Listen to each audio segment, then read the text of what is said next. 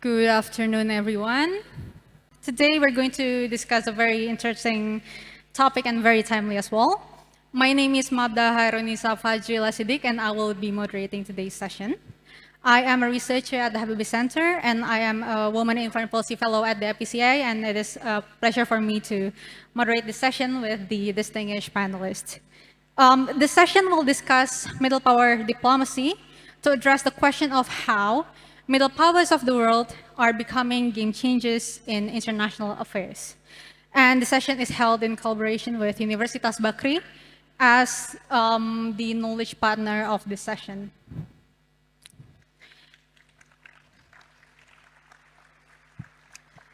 So, to discuss this topic, we have four distinguished panelists here with us today. First, we have Professor the Honorable Gareth Evans, who was the Minister for Foreign Affairs of Australia from 1988 to 1996, and the Distinguished Honorary Professor at the Australian National University. A round of applause for Professor Evans. Second, we have Her Excellency Melba Priya, who is the Ambassador of Mexico to Japan and formerly Ambassador of Mexico to India from 2015 to 2019, and Ambassador of Mexico to Indonesia from 2007 to 2015. A round of applause for Ambassador Priya. We also have Professor Gordon Flake, who is the founding CEO of the Perth US Asia Center at the University of Western Australia. And he has extensive experience of working with the US and Australian foreign policy community on various issues in the Indo-Pacific, particularly on the Korean Peninsula and Northeast Asia. So round of applause for Professor Flake. And last but not least, we also have Pak Cornelius Purba. Pak Cornel is the senior managing editor at the Jakarta Post and has covered extensively about Indonesian foreign policy and its role in the region. A round of applause for Pak Cornel. All right, so as the topic suggests, we're going to discuss a very interesting and timely and relevant issue for Indonesia. As everyone knows, middle powers have increasingly become a force to be reckoned with in bringing about changes in the international system. They are no longer viewed as passive actors, increasingly able to demonstrate their agency in addressing global issues and at times navigating through geopolitical rivalry. And Pak Dino Patijala himself defines middle power as states who possess substantial size, so those with adequate population and territorial sizes, weight, so it's defined in terms of economic, diplomatic, and military strength, and ambition, so agenda-setting power and preeminence in international affairs. So the panelists invited today will be able to speak about what having substantial size and weight and having the will to employ this feat to demonstrate ambition means from different perspectives. So namely Australia, Mexico, the Republic of Korea or South Korea, and Indonesia, of course. And this discussion will especially be timely for audience here in Indonesia and also audiences from the respective countries invited here today as well. Because last week, amidst his foreign visits, President Prabowo informally met with other MICTA leaders for the second MICTA leaders gathering on the sideline of the G20 summit in Brazil, where they agreed on the importance of MICTA as a channel to promote inclusive cooperation in response to global challenges. So through this session, as the geopolitical and geoeconomic competitions grow increasingly complex to navigate, we will be able to understand how middle powers can serve as an important force to address global challenges, enhance prosperity within the respective regions, and of course, recover trust and confidence in multilateralism. So the session is going to be divided into two sessions. We will begin with a moderated discussion with the panelists, and then there will be a short Q&A session in the end.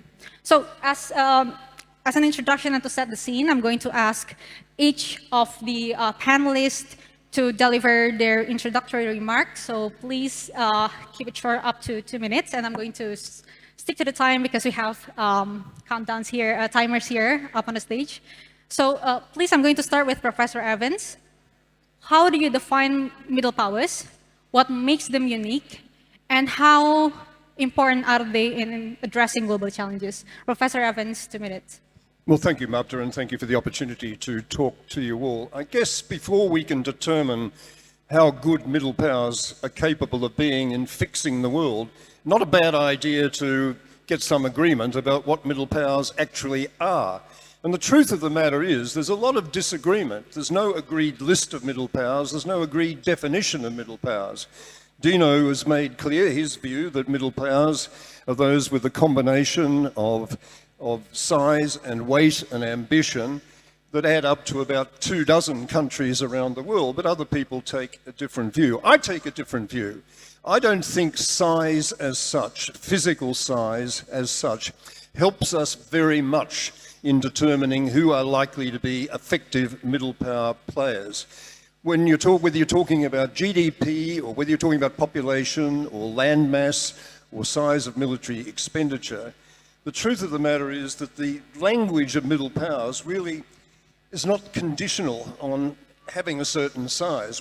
Most of the world thinks of countries like Norway, thinks of countries like Singapore as effective middle powers, even though their populations are quite small, under 6 million, 120th in the world's list of populations, 1/50th the size of Indonesia. All of us on this platform would think of ourselves as middle powers, but I think a better way of approaching it is not to try and get some notion of size, but to focus on 3 things: what we are not, what we are, and what kind of mindset we bring as middle powers to the conduct of international relations. What we are not are countries with so much military and economic power that we can bend others to our policy preference. We can basically force them into following us. None of us are in that capacity. Some of us have a little bit of capacity in a regional context, but not much more than that. The second, what we are countries that each of us, in our different ways, have sufficient capability, sufficient credibility, and sufficient motivation to really make a difference in international affairs. And the mindset that I think that is common to the countries that I think of as middle powers is a mindset which gives real weight and utility to the concept of middle power diplomacy.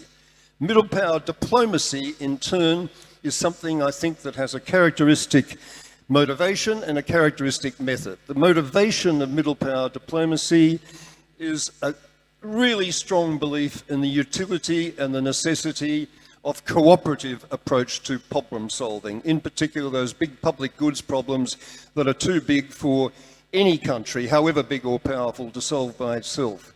And the characteristic method of middle power diplomacy is coalition building. Coalition building with like-minded countries, not necessarily sharing the same value systems, but like-minded in our determination to get things done. So we can make a difference as middle powers, and I won't take time now to give you further examples. We'll come to those. But I think the ways in which middle powers, as I've described them, can make a difference is, first of all, in agenda setting, coming up with ways of thinking about things that the big guys are just not really focused on, or not sufficiently, or carrying too much baggage to be able to move on. We can play a role in bridge building, and we can play a very significant role in building a critical mass of support for international commitment, in particular to public goods problems. And Canada and Mexico and Indonesia and Australia and South Korea have all played a role in various ways in the past of building that support, but we'll no doubt explore more of those opportunities as we get the discussion moving. Excellent. Thank you, Professor. Ambassador Priya, so what do you think? How do you define middle powers and what makes them unique? Well, first of all, good afternoon to everybody. Thank you for taking your time to listen to us.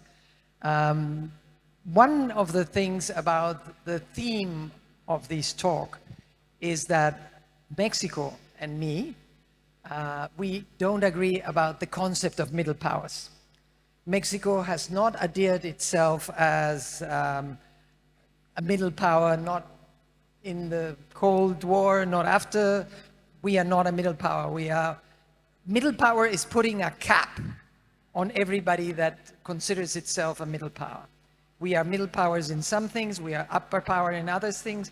So the idea of Mexico is a middle power and that's where you stay is not one we adhere to.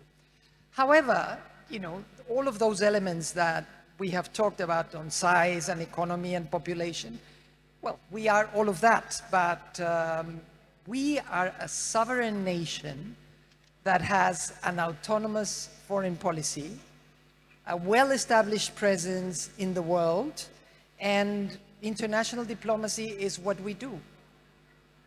If we have assessed that, I will use middle power just for the sake of this discussion, not because we think that we are middle powers.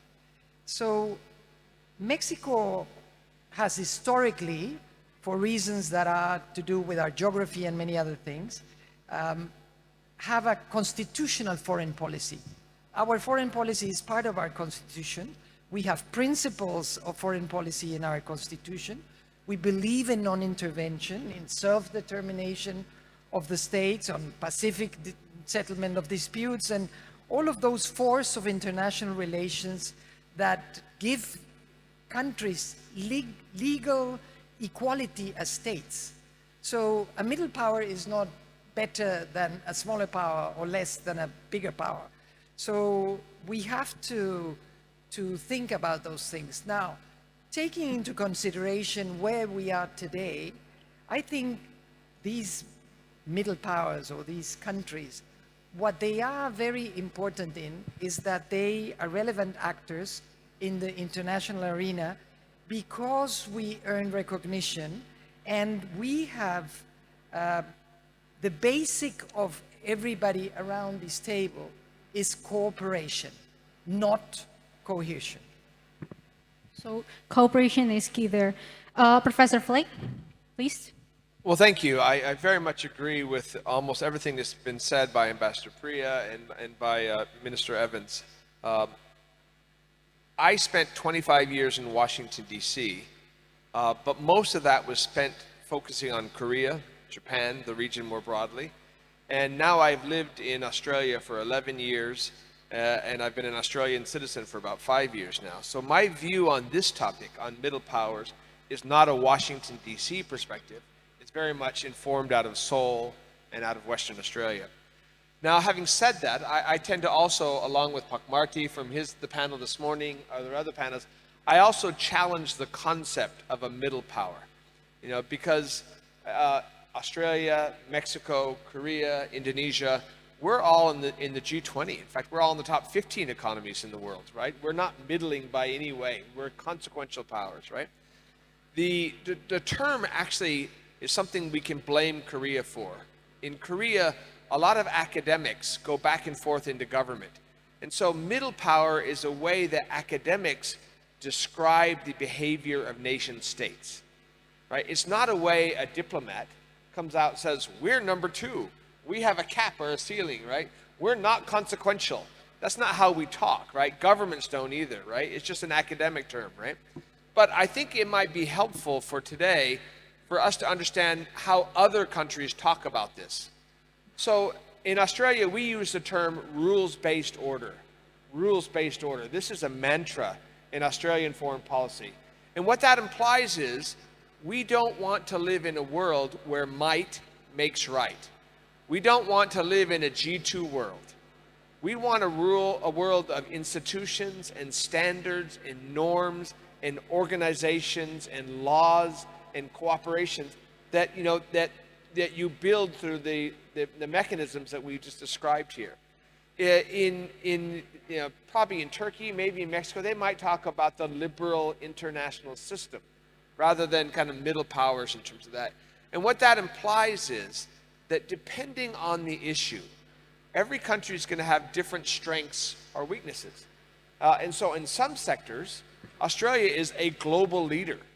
You know, if you're talking about critical minerals, energy transition, rare earth supply chains, right? Or the technology around resource extraction, Australia is the best in the world. The world comes to Australia to learn. We're not a middle power in that regard, right? In other areas, Mexico is a leader. In other areas, still Indonesia is a leader. You know, and so I think if you frame this much more about We don't want to live in a world where it is just determined by power and power alone. Middle powers, if you use that frame, are those countries who want to live in a rules-based order and a system where our voices are not only guaranteed, but enhanced. So rules-based order is the key term here. Pak Cornel, please, particularly your perspective as an Indonesian, what do you think is a middle power? Because there are three speakers have talked before about middle power, I just want to greet anak-anak muda yang hadir di sini. You are the future leaders of this country. You will be the successor of Pak Martin Natalegawa who is sitting over there. But be careful.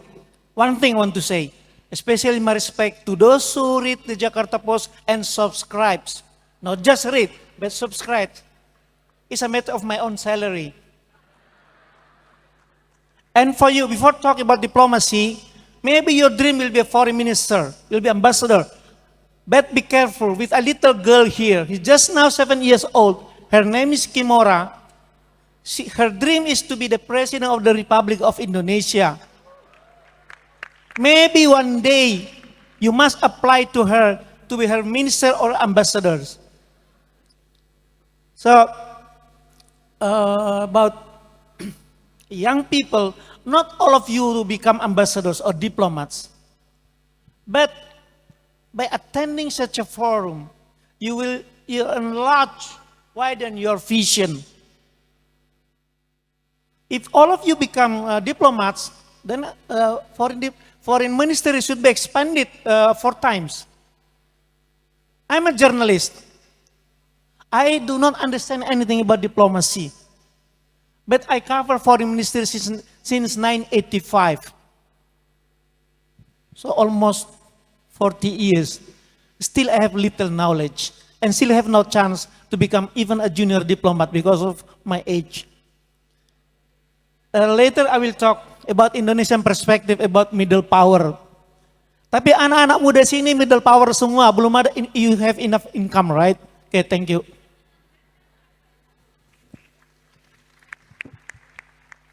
A very encouraging talk there. So, of course, I think if we're discussing about middle power diplomacy, despite the elusiveness of the definition itself, I think we also have to talk about their role in the region, especially now that we're in Indonesia. Of course, we have to talk about the different middle powers' role in the Indo-Pacific, especially with respect to their roles vis-a-vis ASEAN. So I would like to turn to Professor Evans. Australia has demonstrated consistent leadership in regional forums, like, for example, the ARF, ASEAN Regional Forum, especially during your tenure as Foreign Minister. So how can Australia's experience in fostering collaboration within the Indo-Pacific guide middle powers in addressing regional challenges, such as institutional reforms and geopolitical instability? So what do you think can other middle powers in the region learn from Australia's experience? I was lucky enough to be Foreign Minister at a golden period for international relations, the end of the Cold War, an environment of real optimism when there was consensus on the UN Security Council, and there was a real willingness around our region to be adventurous in finding new mechanisms of dialogue and cooperation and working together in a way that we hadn't done before. But that said, you've still got to make things happen, and when you're a country Australia's size, you don't have the military clout, you don't have the economic clout to force anybody to take any notice of you. You have to operate through persuasion and through building confidence in the quality of the ideas that you're putting into circulation. So when I think back on what worked in getting stuff done during my period, and we did get a lot of stuff done, it was a combination of things. It was, first of all, the resources available to my country, the diplomatic resources, the number of posts that we had around the region, the professional quality of our diplomats, and the staffing in my own government. Resources are very important. Without that, you can't move the dial very easily at all. Second thing is to bring a sense of creativity to the problems of the region. I worked brilliantly, as Dino said this morning, with Ali Alatas. in resolving the Cambodian terrible genocide and civil war, because between us we came up with this wholly new approach to solving that problem, namely giving an unprecedentedly major role to the United Nations during a transition period to give China a face-saving way of stepping back from supporting the Khmer Rouge. That was the creative idea from which that whole peace process developed. So creativity is tremendously important, coming up with new ways of solving old problems. The third thing that's important if you want to be successful in middle power diplomacy is to have credibility. And that means not behaving in a different way domestically than what you're preaching to others. And credibility is very important. Credibility is a bit of a problem with countries like Australia, because we're so obviously an ally of the United States that people are inclined to think that we must always be speaking, with the voice of the United States. And you absolutely have to be very, very careful about getting yourself into that position of being seen to be one-sided and bringing to bear a sort of a predetermined approach to problem solving. That's not going to help. You've got to have credibility. And the final thing you've got to have is simply opportunity. The opportunity that the times give, or that your energy gives, to do new things. And if we look at opportunities now in the Indo-Pacific for middle power diplomacy, a couple of the things that I think of are agenda setting for the East Asian Summit. Not just leaving it to the big guys, United States and China and others, to determine how they want that dialogue mechanism to go, but banding together as creative, energetic middle powers and forcing a much more activist agenda on that very important body. Maybe also doing some work, my final point, on the nuclear issue, about which Mexico has long been a leader, Australia's tried to be a leader, and Indonesia has certainly been a leader within the non-aligned movement. Middle powers do have an opportunity for influence in moving towards a nuclear weapon-free world. We blew that opportunity with the Biden administration and the Obama administration. They wanted to move to no first use, but allies in the region and in Europe, middle power allies, said, oh no, we don't want you to go down that particular path. If middle powers do have an ethical, sensible, cooperative approach to problem solving, and they get together and use that collective weight to do it, then in our own region and worldwide, I think we can make a difference. Whether we can calm all the storms and fix all the world's problems is another issue. That's probably being a bit romantic. But we can certainly make a difference in a lot of different areas, and we have in the past, and we can do it again. So key here is diplomatic resources, creativity, credibility, and opportunity. Professor Flake, I understand that you've been working for quite a long time in Australia, and you have a very extensive experience working on issues surrounding Korea as well. And of course, as we discussed before, Korea is also a key actor in the region, and is, as you mentioned, is guilty of coining the term middle power. So in terms of Korea's engagement in the Pacific, how can middle powers like them effectively collaborate with other middle powers in the region to achieve stability, ensure stability, and of course, ensuring that regional integration can continue to go on? Professor Flake, please. Well, thank you. Like Australia, the Republic of Korea is a treaty ally of the United States. And that implies, in some respects, the choice has already been made, right? It is a core part of Australia's national security strategy to rely on an alliance relationship. The same part it is for South Korea, and they're under kind of very direct threat. So that impacts, how truly balanced one can be, because you can't say we're balanced when you've made the choice. This is a core part of your strategy. Now, that's only on some issues. There's a broad range of other issues where I think, as Gareth mentioned, you've got a lot of latitude. I thought it might be useful to frame this in a slightly different way. Everyone on this panel, with the exception of our great moderator, grew up during the Cold War.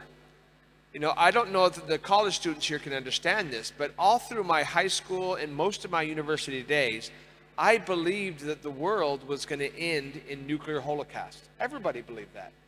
And then all of a sudden, we had, in 1989, the fall of the Berlin Wall, and we had the start of a period that Dr. Evans just described very well as the post-Cold War era. one of the best times in our lives, right? 25 years. We didn't know it was going to end. You know, from 1990, arguably, until around 2015, the exact date is debatable, depending you look at it, where it seemed like the world was going to become more global, easier to travel, more integrated, and just better and better and better. We're eventually moving towards science fiction, Star Trek. And even things like 9/11, even terrorism, were bumps in the road. They didn't fundamentally challenge the order. But today, I think most people fear that we have re-entered into an era of great power competition. And so in that context, the rules-based order that we built so fervently during that post-Cold War era is challenged. It's a challenging thing. And so I want to leave you, if I just got 1 minute, with one way to frame this discussion. I read an op-ed from David Brooks, who's a Republican New York Times reporter in the middle of the first Trump administration. And he argued that the fundamental divide of our era is not China-US. It is not rich versus poor. It is not South versus North, communist versus capitalist. The fundamental divide of our era, he argued, was high trust versus low trust. High trust societies are complicated. Again, they involve institutions and standards and norms and organizations, all of which require expertise to manage. So diplomats, like we've heard from today, have had to spend their career developing real expertise to deal with that collaboration as opposed to coercion that Ambassador Pia just mentioned in the process, right? Unfortunately, there are some individuals in this world who do not want to live in a high-trust society or who cannot thrive in a high-trust society. And back in 2018, David Brooks mentioned them. He listed them. Diplomats can't do this, I can. He said it was Putin. It was Duterte in the Philippines at the time. It was Orban in Hungary. It was Erdogan in Turkey. Interestingly enough, he then listed Donald Trump, because these individuals want to tear down your faith in the media, in the Jakarta Post. They don't want you to read newspapers. They don't want you to believe in judges and courts and governments and systems. They want a world where you can't believe anything, because then only a strong man can say, I alone can fix it. I alone can fix it. That is not a world that is conducive to middle power diplomacy, right?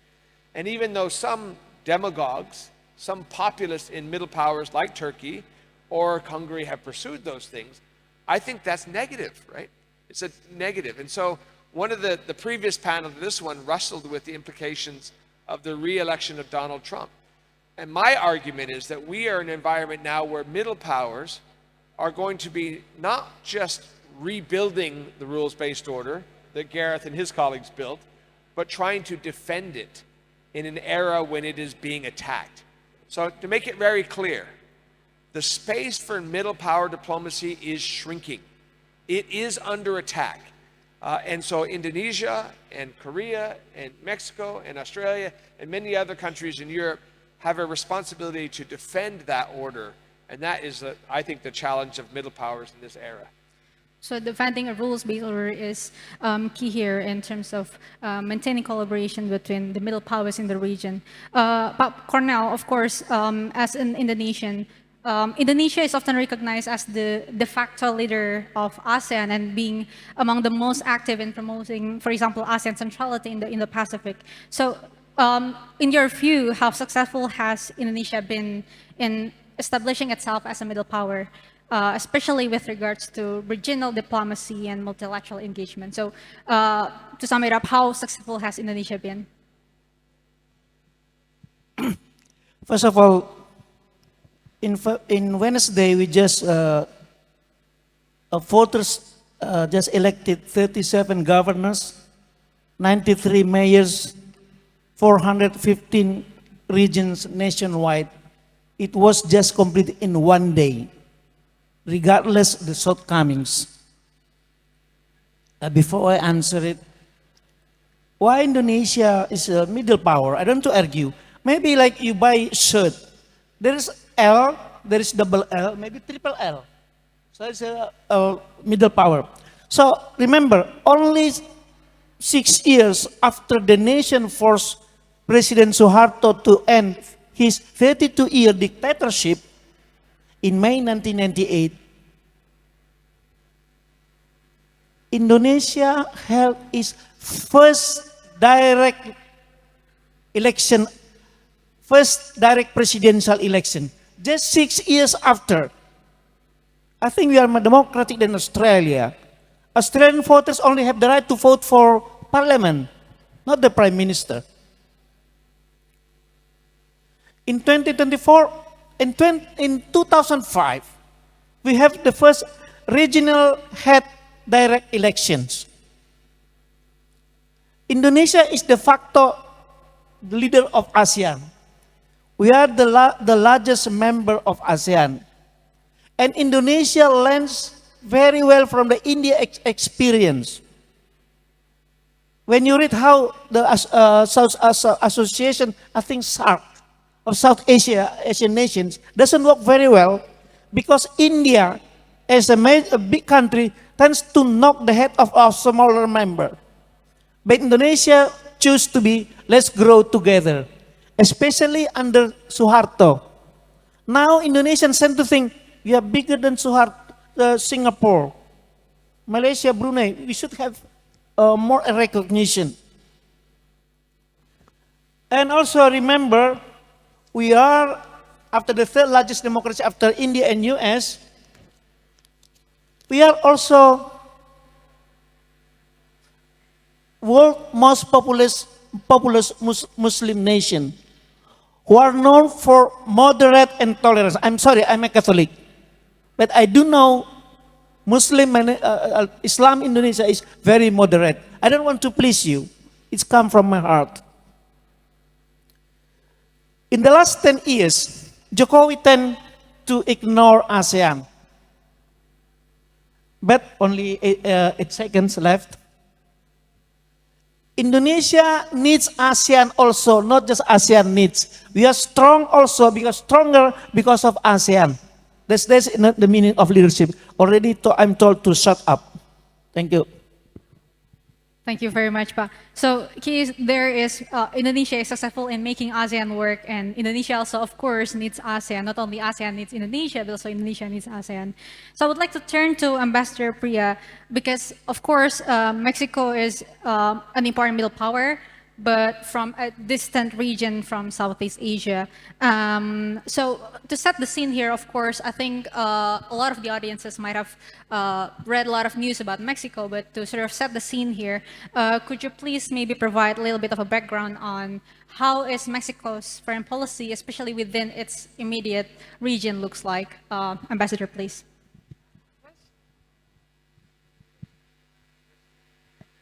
First, let me tell you that Mexico is your neighbor. And middle powers have many regional belongings, if you want to call us middle powers. We don't agree with that sense, but never mind. So we have many different belongings. For us, Asia is not the Far East. It's the next door neighbor West. We are your neighbors.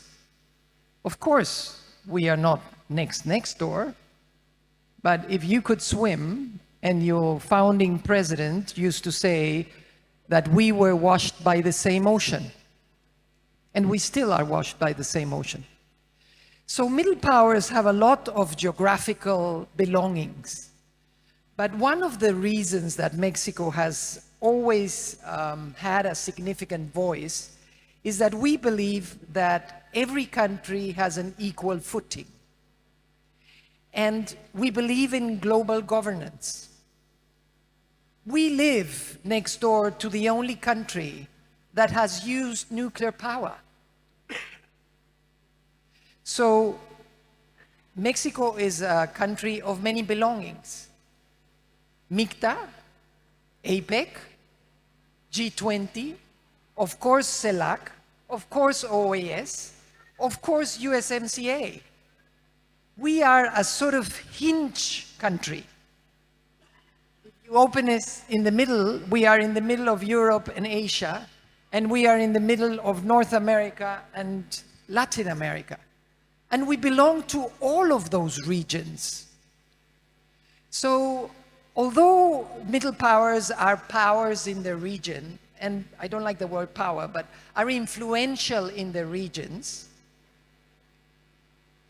don't forget that, of course, Indonesia is ASEAN, and there you have an incredible strength that you should not lose. You belong to many other associations. It's not only geography. That's why the idea of the global north and the global south, we love labels. North and south are geography. So Mexico is the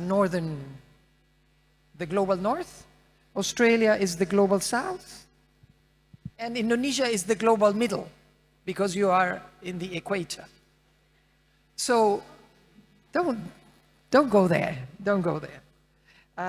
As I said, one of the things is that you have to detect shared concerns and coordinate common constructive positions if you want to be able to adhere to a global governance.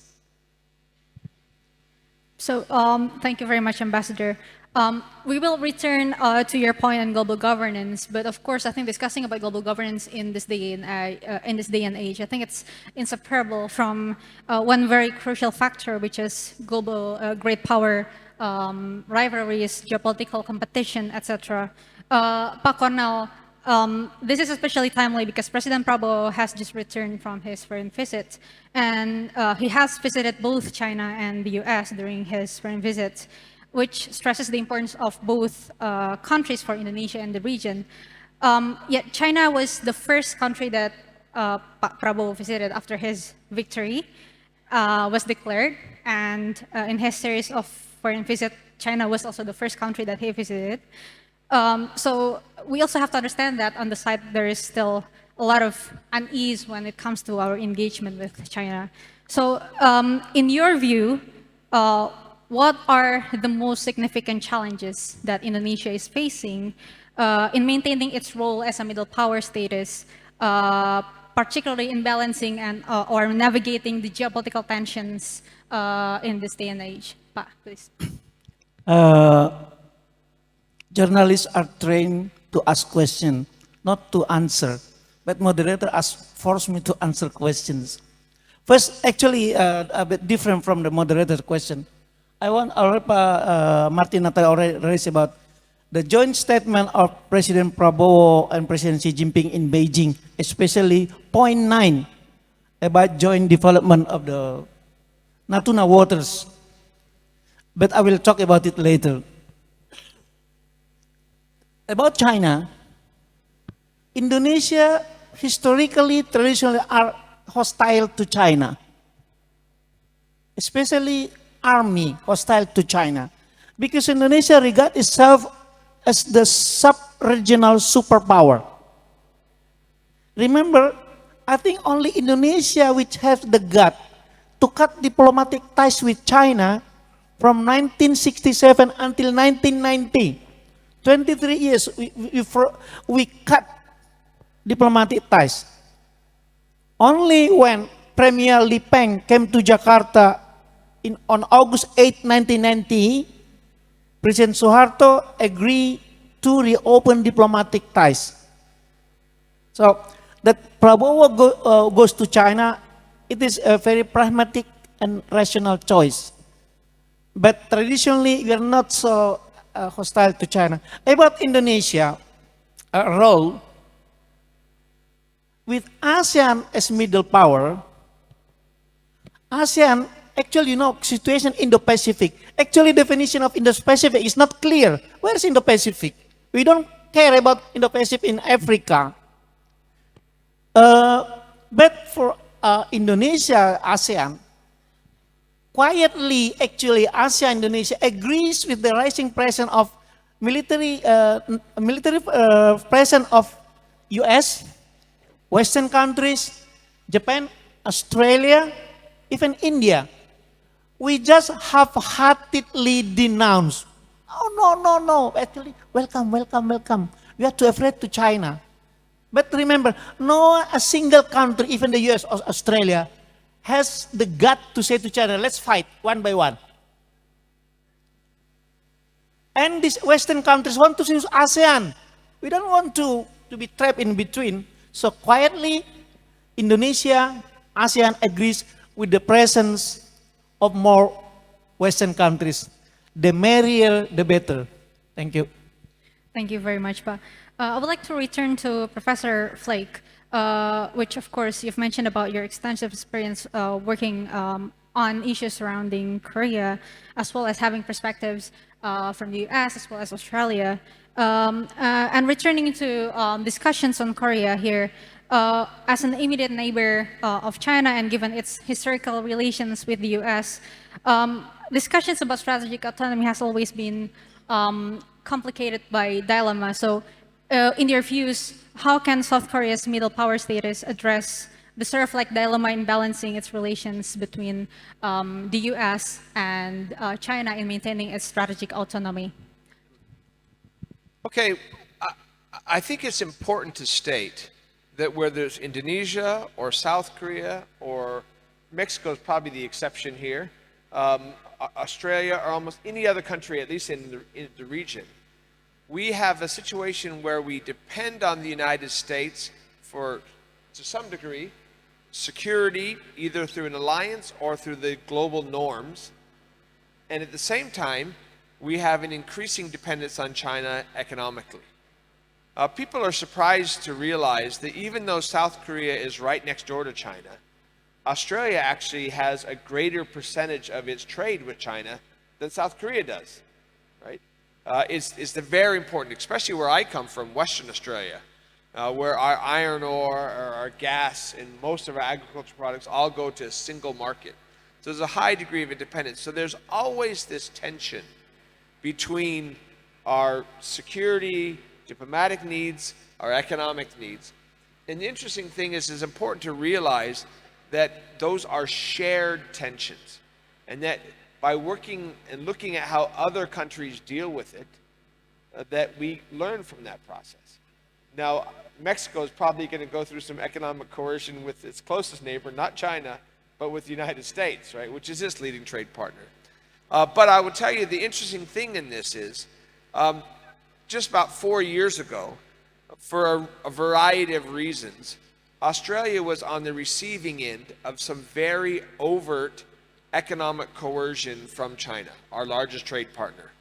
Bans on our coal, bans on barley from Western Australia, bans on beef, bans on crayfish, on wine, a whole raft of sectors. South Korea experienced the same thing.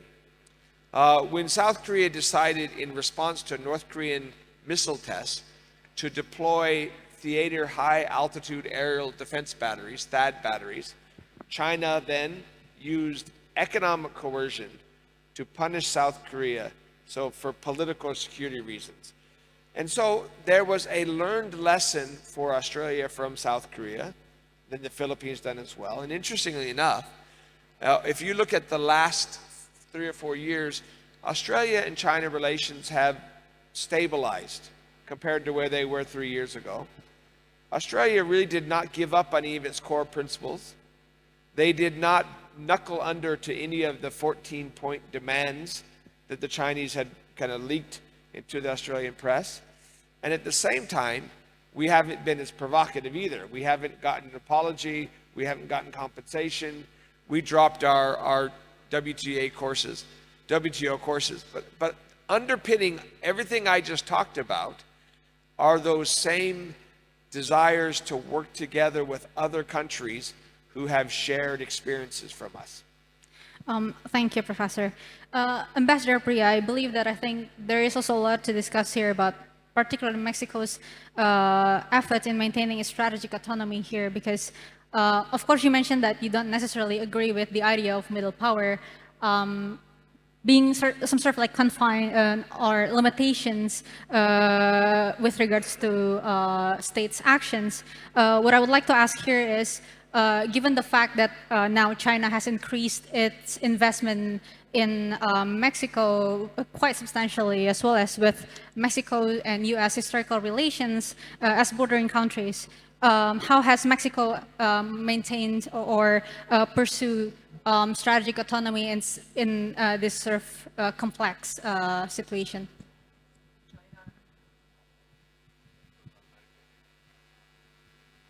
China has not increased its investment in Mexico. Let me tell you a little bit about what it is to be Mexico. We, as I say, we live next door to the only country that has used nuclear power against another country. When that happened, and not even your fathers and mothers maybe were born, Russia and Cuba had a missile crisis with the US. What was the answer of Mexico in the 60s about that issue? Mexico created, talking about cooperation with other middle powers, nobody called us like that many years ago. What we did was the first nuclear-free zone in the world. And we signed something that is called the Tlatelolco Agreement. So nobody in Latin America and the Caribbean has nuclear power. Today, we talk again about nuclear power because of the conflict of Russia and Ukraine. But when we were growing up, nuclear power was a real thing. It was a real threat. And you have to be able to do all sorts of alliances to reach your autonomy. Alliances to reach your autonomy.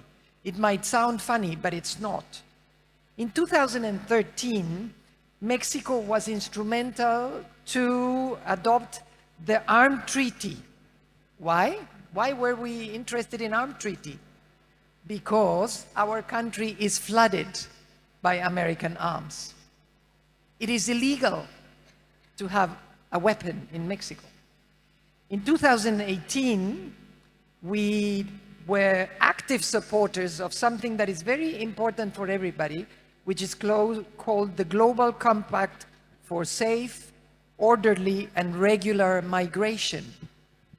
I live in Japan, and there is not 1 week where I don't speak Indonesian, because I meet an Indonesian on the street of Japan. So if we don't have a regular and safe migration, the world will be a much more complicated state. At the same time, we have FTAs with 50 countries. And by the way, the first free trade agreement that Indonesia ever signed, it signed with Mexico in 1962. Nobody was talking about capitalism then. Nobody was talking about anything else. But why Indonesia and Mexico decided to write a free trade agreement is still a mystery to many of us. But here we are. 1888, Mexico is the country that signs the Treaty of Amnesty with Japan. And for the first time, Japan signs an equal treaty with one nation. And the Mexico Treaty is used again and again and again for any country that wanted to have relations with Japan after the Meiji period. So, you have to forge alliances to exercise autonomy. Thank you so much, Ambassador.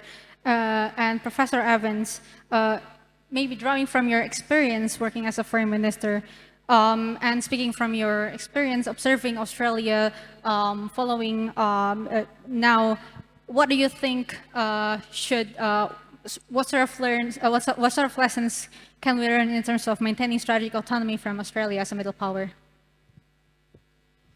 Well, from my experience, if middle powers like Australia are going to be effective, They first of all have to have a very clear sense of their own national interests. And that's in the context of China versus the US, that means in our case not being sucked into either side's camp, notwithstanding all the history of the US alliance and everything that goes with it. I'm a little bit more spooked by the United States these days than I am by China, and I think that's a common view in Australia, and it's very important to be very, very clear on what your economic interests are and what your security interests are, and not to lose sight of the necessary balance. I think it's also very important for every country to have another dimension to its sense of its national interests. And this is every country's interest, and particularly middle powers countries' interests, in being seen to be decent countries, good international citizens, countries that are not solely consumed with their own security, with their own prosperity, but do worry about the problems of a wider humanity, that do care about development, that do care about averting and responding to war and to atrocity crimes, and to addressing the great climate and pandemic and weapons control issues of our time. And countries that do take those issues seriously, even when there's no quick or immediate economic return or no quick or immediate security return, are countries that really advantage themselves internationally, reputationally, in terms of getting reciprocal agreements with other countries, and also just getting stuff done, getting good cooperative action on those big collective action problems where very often, in order to get a solution like climate, you have to be acting against your own national interests in the short term. So, first lesson, I think, to be an effective middle power, and I think this was true of my period in government, you have to have a very clear sense of national interest, which is not just a selfish national interest, but to some extent has that extra dimension as well, the interest in being and being seen to be a good international citizen. The second thing to be effective is you have to look for opportunities and take advantage of them as they arise. If you're just reactive to things that are going on, you're not necessarily going to be a very helpful or a very useful partner to other countries in the region or the wider world, or not necessarily do all that much to advance your own country's interests. You've got to grab those opportunities and look for them. And the final thing I would say is and I'd say it particularly to this audience of young people who are looking to the future, stay optimistic. Stay optimistic. However gloomy things appear, however much of a mess the world appears, however much we're unhappy about the state of conflict and atrocity crime, remember that things can and do change. And that pessimism is self-defeating. Pessimism is self-reinforcing. Optimism is self-reinforcing. You don't get out of bed in the morning to do stuff unless you believe that change is possible. So my final message to you is, whatever the state of the world and whatever you think might be the difficulties of making an impact on the world as a power that doesn't have the military might or the economic might of others, that's just a middle power, stay optimistic about the possibility, the necessity of making the world a safer and saner and better place. So optimism as an important driving force. Maybe before we proceed with the Q&A, I do have one last question. We've discussed about the importance of cooperation, about the importance of multilateralism. And so, of course, I think it's important to also discuss about how do we recover trust in multilateralism and global cooperation. So I would like to ask each of the panelists maybe in 1 to 2 minutes to prepare to deliver their closing statement by answering, what do you think can middle powers do to recover trust in multilateralism and global cooperation? Now Indonesia even, I think, considering no longer multilateralism. It's not so popular among the powerful countries. Indonesia will choose minilateralism. ASEAN, we don't need to have summit with all ASEANs, just with 5 ASEAN members. But because you model asked about the trust, I want to again touch about the meeting between President Xi Jinping and President Prabowo. It's about confidence of our neighbors. President Prabowo, I think, he should visit all ASEAN capitals, meet with ASEAN leaders to explain actually what is going on in his conversation with President Xi Jinping. Because joint statement politically is binding. You cannot just say, no, I don't mean like that. No. In my view, I'm a journalist, I'm not a government leader, it's a blunder. We need a damage control to regain the trust of our neighbors. Can you imagine what Vietnam reaction, the Philippines reaction, Brunei, Malaysia reactions? So I think President Prabowo should explain. This morning, Foreign Minister Sugiono, I think I avoided to explain it because very sensitive. But from a media perspective, it is a blunder. But it doesn't mean it's the end of the world. A very bad starting. Multilateralism, it is popular, but now Indonesia more simple multilateralism. We cannot talk about democracy with Laos, Cambodia. Why don't we talk to Malaysia, Singapore, Philippines, the Brunei, the original founding fathers of ASEAN. But again, young people, kalian jadi pemimpin bangsa ini. Bangsa ini bangsa besar, kalian pimpinlah bagaimana sebaik-baiknya. Jangan belajar dari kami orang-orang tua ini, hal-hal yang buruk. Terima kasih. So be a leader. Thank you very much, Pak Cornel, for your inspiring remark there. Professor Flake? I think we've already said a lot of the answer. I mean, Gareth's final plea for us to remain optimistic. What that means is that we have to, even though the world situation is uncertain, even though politics seems kind of messed up, even though we can no longer talk about post-war Europe and basic issues like national sovereignty in Ukraine have been challenged, that there's still a lot of good that can be done by working together as institutions. I've personally been a big fan of MICTA, the Mexico, Indonesia, Korea, Turkey, Australia. It is functionally a middle power grouping within the G20. It doesn't have the baggage of the G7 and the politics. And generally, these 5 countries are acceptable. People don't dislike them. In the past, we emphasized like-minded, but with issues in Turkey, candidly, with some of the decisions around BRICS with Indonesia, that might be a debate whether we're like-minded on some of these issues, but still, there's an opportunity to build. So for me, it is being optimistic and building. The more you collaborate and build and cooperate, the better the world will be.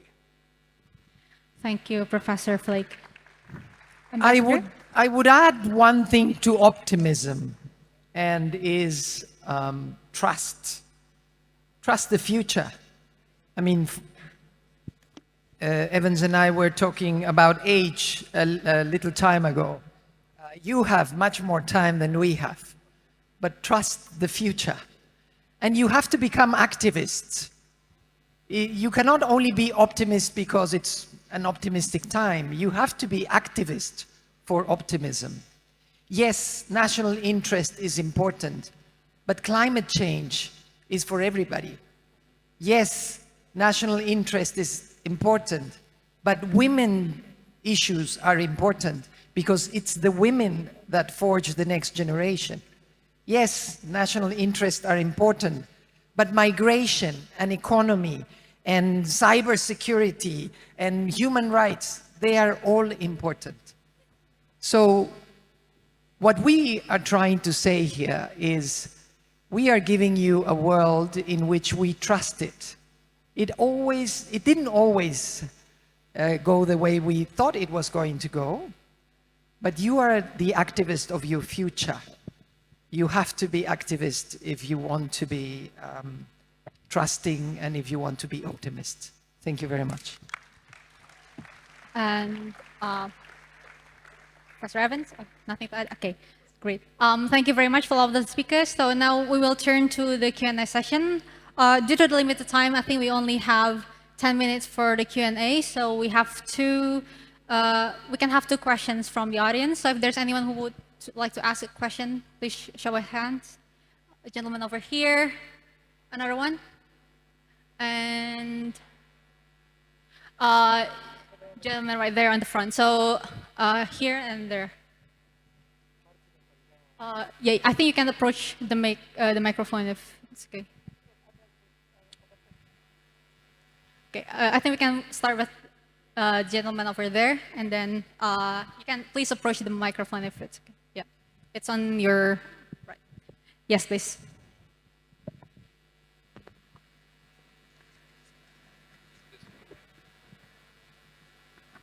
Check. Thank you very much for the really. Can you hear? Yes. Yes. Distinguished panelists, thank you very much for the presentations. I would like to ask questions and assess the concept of middle power in terms of international conflict resolution. We saw that in the 90s and early 2000s, we saw a lot of middle power countries such as, for example, partnership between Australia and Indonesia in Cambodia peace process, Indonesia role in the Philippine peace process with the MNLF, and then Switzerland, Finland, Sweden. There are a lot of examples of middle power countries engaging in international conflict resolutions. However, as the concept of middle power expand in academic and now in foreign policy, we no longer see a real empirical cases where middle power country actually successfully engage in conflict resolution.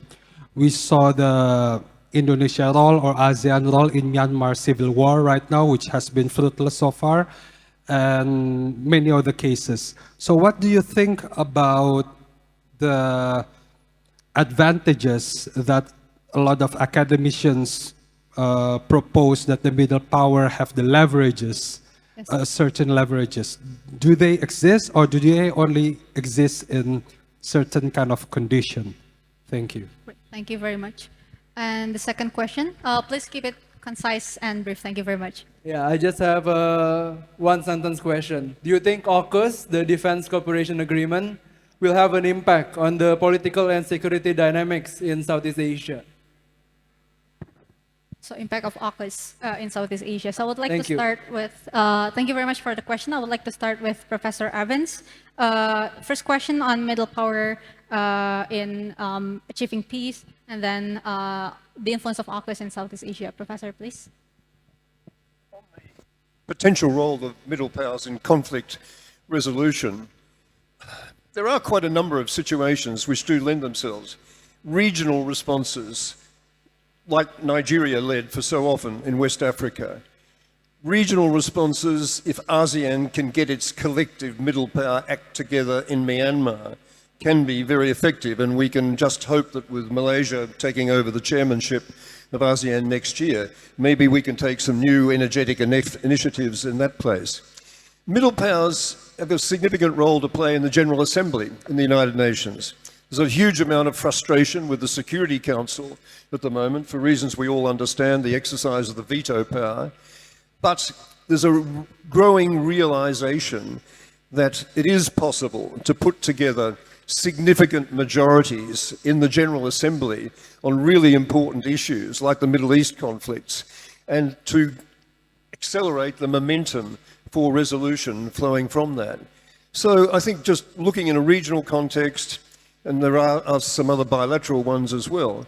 I mean, and I referred before to the role that Australia and Indonesia played together in working out the parameters of the Cambodian situation.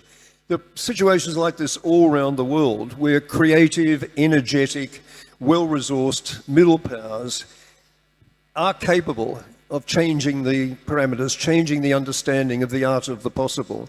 So I can just suggest that we hang in there. The other question was about defense cooperation. The influence of AUKUS in Southeast Asia. AUKUS, Australia. Oh, AUKUS, yes. Well, I'm not a big fan of AUKUS. I think, A, the boats are not deliverable by the United States or the United Kingdom anytime within not only my lifetime, but my kids' lifetimes. Secondly, I think they're a lousy choice in terms of cost-benefit.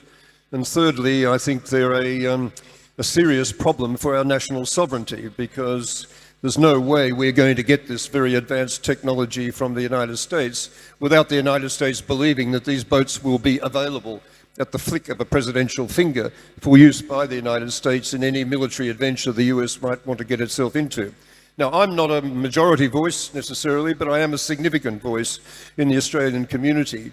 And I think there's a lot of people having a long second thought about that particular defence arrangement.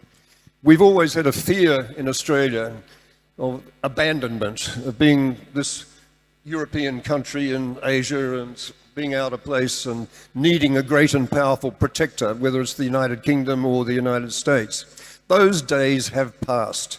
We are a country of this region. Australia's future is our geography, not our history.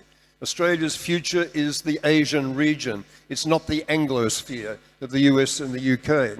And Australia's future is not being enmeshed to the extent of losing our sovereignty to a great power as significant as that power has been so often in our past. So it's a lively issue in Australia. It's a lively issue around the region, I know.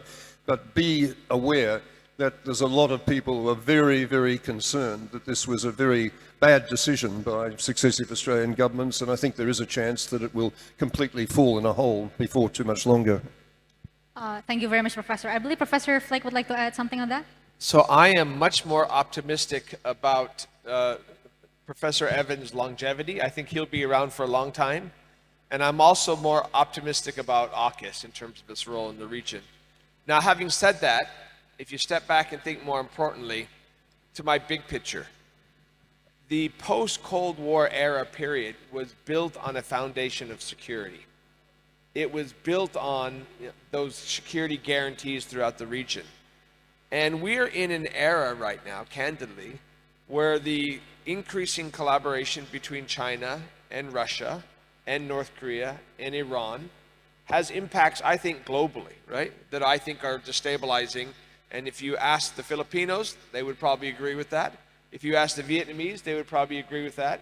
If you ask the South Koreans, or certainly if you ask the Ukrainians, they would agree with that, right? So I tend to think that things that strengthen the system are good. Now, again, I can appreciate some skepticism to that, but I still haven't given up on the rules-based order and the security foundation on which that rules-based order was based. And I would point out the last thing is that in this era of uncertainty, not concerned about China's rise, but how China exercises its power, and concerned about the reliability of the United States, it's not a coincidence that Australia-Indonesia relations are the best ever. Australia-Japan, Australia-Korea, Australia, Mexico probably, Australia-Europe, Australia-India are all the best ever. And I think the reason is because we all have a shared anxiety about that foundation on which so much of our world was built for the last 70 years. Thank you very much, Professor Flake. Maybe to draw a Southeast Asian perspective into this, Pak Cornelius, what do you think about the influence of AUKUS in Southeast Asia? Of course, for those who forgot it, Australia, United Kingdom, US military pact. There is also informal military ties between India, Japan, Australia, and US. For Indonesia, at least for the time being, actually the target of AUKUS from Indonesian perspective, I think, more to China. So Indonesia initially was angry because Australian foreign minister informed it to Indonesia just a few minutes before announcement. Though I don't know about the military, but the military, I think, is okay. Do it properly. Don't announce that your nuclear submarines will pass our waters. Like Nike, just do it, don't talk too much. Thank you very much, Pak Cornel.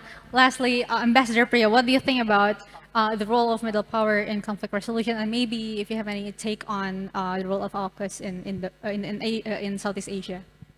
Let me go back to the conflict resolution question. Middle powers, or however you want to call us, we are not middle powers, are vital for conflict resolutions. Mexico was vital in Central America. I hope, as Dr. Evans says, that ASEAN will get its act together and that Rohingyas don't have to be marching everywhere with everything. It's a complicated world, and so conflict resolution is vital. And again, conflict resolution is based on cooperation, on trust, on building blocks to build. And that's what we want. Now, very quickly on defense cooperation agreements. Defense cooperation agreements are to defend us. So again, is us against the others. There is always a double sword in defense cooperation agreements. Depends on one side, on which of the sides you are, on the ones that are signing or on the ones that think that you are signing because you will attack them or because you are afraid of them. Thank you. Thank you very much, Ambassador Priya. Round of applause for all the speakers. This has been a very interesting discussion. Thank you very much for all of the panels, for taking your time to participate in this really interesting forum, and also for the audience for your active engagement, as well as the Universitas of Bakri as the university partner of this session. I believe that there are a lot of lessons that can be learned from this session, especially for all of the young future leaders here. So thank you, everyone. And before we leave the stage and proceed with the next session, which is the plenary, the closing plenary, I would like to invite all of the speakers to come up front for a short photo session. Also, a selfie with everyone. Great idea, Ambassador. Is there any Tim Dokum boleh nanti dari depan ya? Sekarang aja, naik. Thank you. Mau dari depan dulu? dari sini dulu? Dari sini dulu aja soalnya udah jalan ke atas. Oke.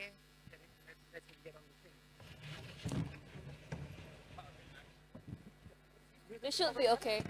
The photo. No, it's okay. Aman. Alright, everybody please squeeze in. And Get up, everyone. you can. Yep.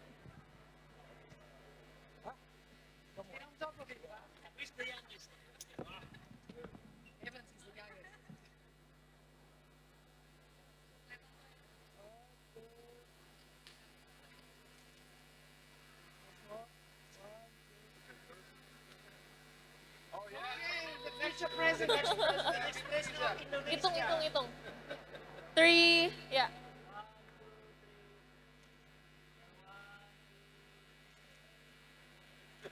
Thank you.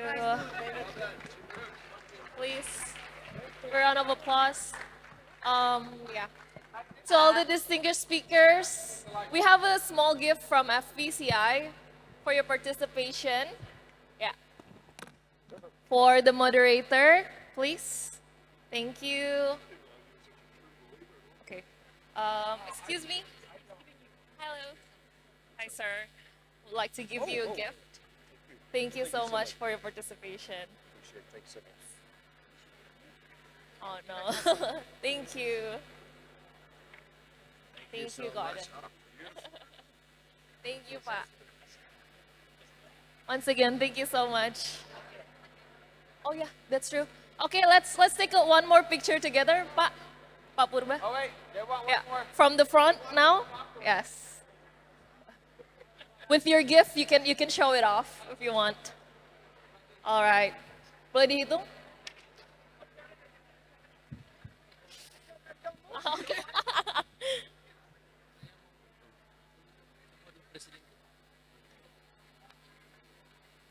All right. Thank you so much. Ladies and gentlemen, that was the last session for the third parallel in the Citizen Diplomacy Hall. Please stay tuned. In 30 minutes, we will start the closing plenary of Conference on Indonesian Foreign Policy 2024. See you in a few minutes.